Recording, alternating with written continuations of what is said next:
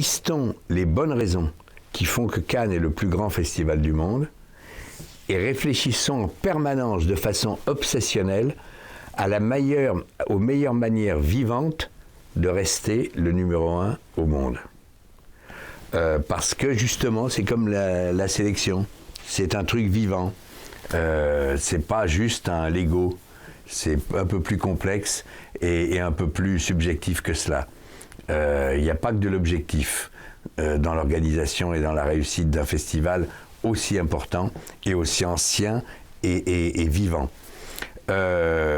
Et puis, corollaire de ça, plus ça va, et ça va prendre forme encore plus dans les 2 ans qui viennent, il faut que le festival soit vivant toute l'année.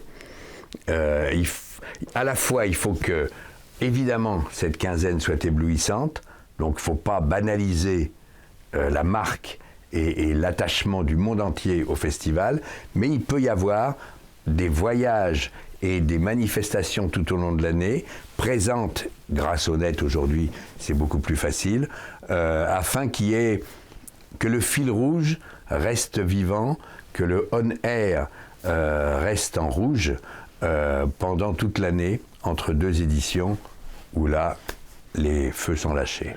Cannes a été le premier grand festival à projeter les films en numérique.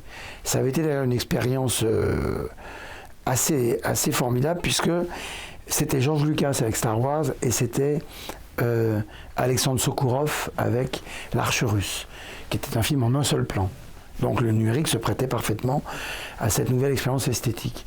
Et nous considérons que le Festival de Cannes, lesté de son histoire, lesté de ses 70 ans, est également un laboratoire qui regarde vers l'avenir. Il y a des mutations en cours, il y a des choses différentes. Des gens, lorsqu'on a fait les premières projections numériques, se sont opposés à ça.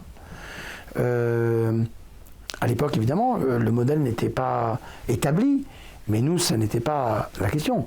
La question, c'était de répondre à celle de cinéastes qui avaient déplacé technologiquement le mode de fabrication de leurs œuvres. Bon, aujourd'hui, on est peut-être plus sur le mode de diffusion, avec les plateformes, avec Internet, avec toutes ces choses-là. Après, le cinéma en salle reste quand même l'activité favorite des Français et du reste du monde.